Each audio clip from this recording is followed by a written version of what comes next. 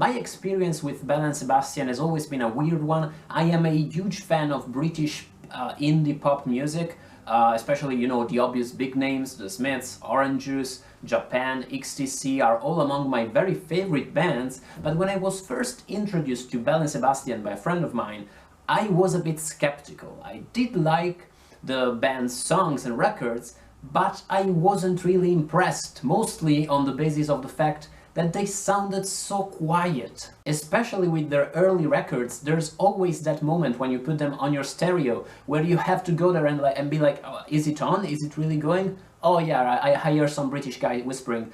And I wasn't really impressed about all that. I like muscular music, I like music with balls. Even those bands I mentioned, even people like the Smiths, do played music with balls. And I was like, yeah, Belle and Sebastian, yeah, they're cool, they're fine, but not the stuff for me. I listen to Metallica, I listen to Run the Jewels.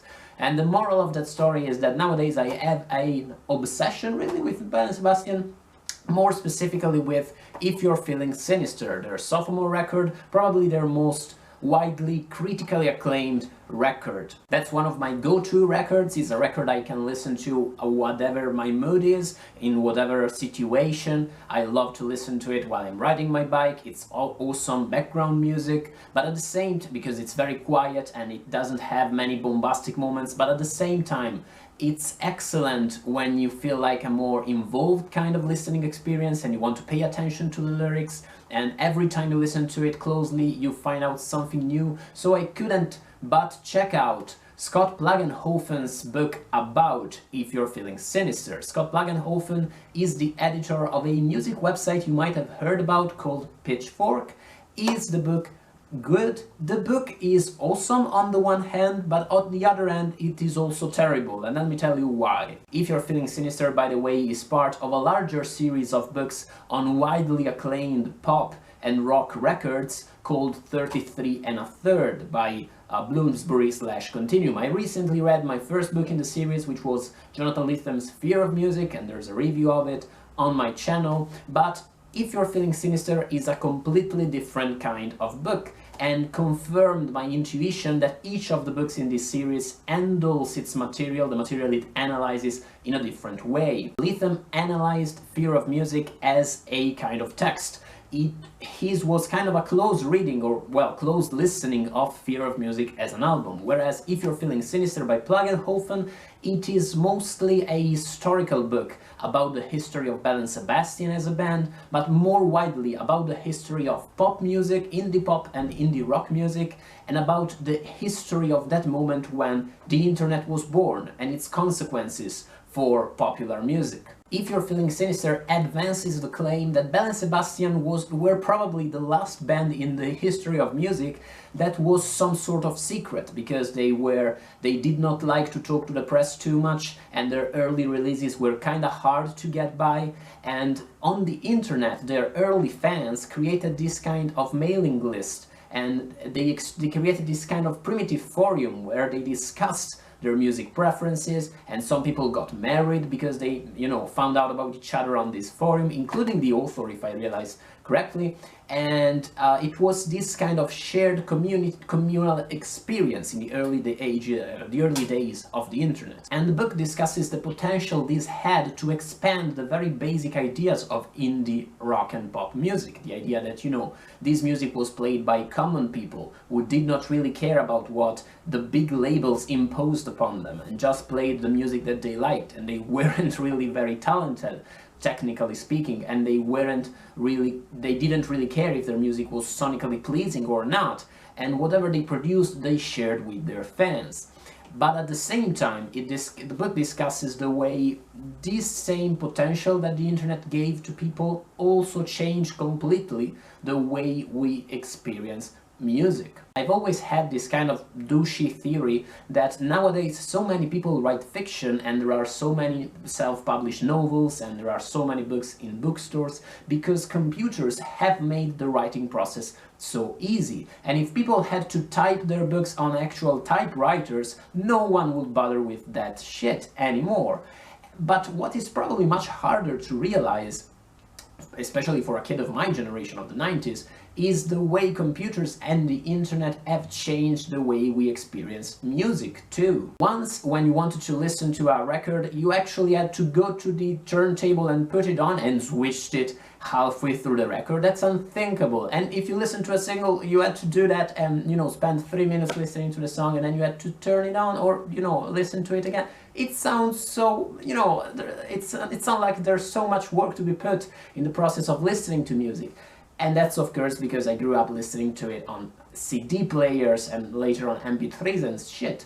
But in fact, what all of that stuff meant was that nowadays we do not actively listen to music anymore.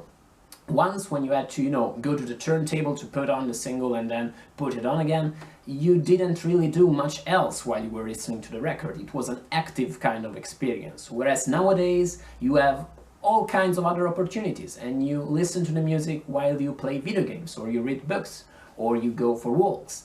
And that has made music kind of a background activity. And mind, I am kinda hardcore when it comes to records, even though it sounds cocky. I grew up listening to heavy metal and, you know, being told by heavy metal heads who were total purists that you do listen to record and you don't listen to singles because that's commercial shit. And when you listen to a record, you listen to it from the first song to the last. I do not use Spotify and that kind of satanic bullshit. I do listen to, you know, albums, but at the same time, even for me, I think I was probably 12 the last time I actually spent an hour with a record doing nothing else but listening to it. It probably happened other times in the course of my... Okay, no, that's bullshit. Occasionally it happens, but it doesn't happen all the time at all, and definitely it's not the norm as far as, you know, my experience of music goes. In that sense, because of Plagenhoef's reflection on this shift in the way we enjoy music, and because of his beautiful historical account of the birth and the growth of Belle and Sebastian as a band, it's a band with a beautiful history. Do find out about it by yourself. Because of all that, this is an amazing book, and I loved it. I probably liked it much more as a reading experience than Lytham's Fear of Music. So why is it bad? Because for a book called Fear of, if you're feeling sinister, this book does spend just, I think, like the last 8 or 10 pages talking about if you're feeling sinister.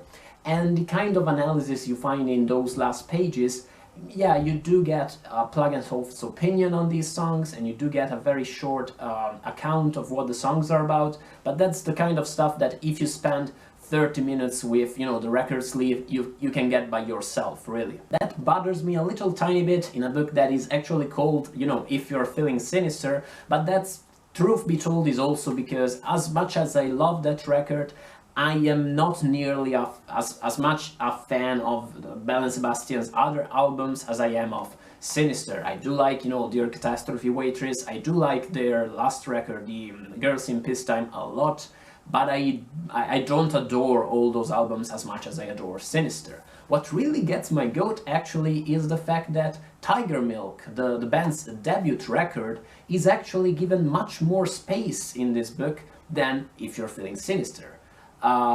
This should have really just been called Tiger Milk, and, you know, they should have edited out the last 10 pages and it would have made sense, complete sense. So, all things considered, this won't tell you really anything about If You're Feeling Sinister that you can't find out about yourself very easily otherwise. But if you're interested in the band, if you're a fan of Belle and Sebastian, by all means do read this book, because it's an awesome read and it will tell you about the beautiful history of the early days of the band. And if you are a fan of indie pop and rock music, especially British indie pop music, or if you're curious about the whole scene of pop music in the 90s and how it changed with the internet, do read this book. It's amazing.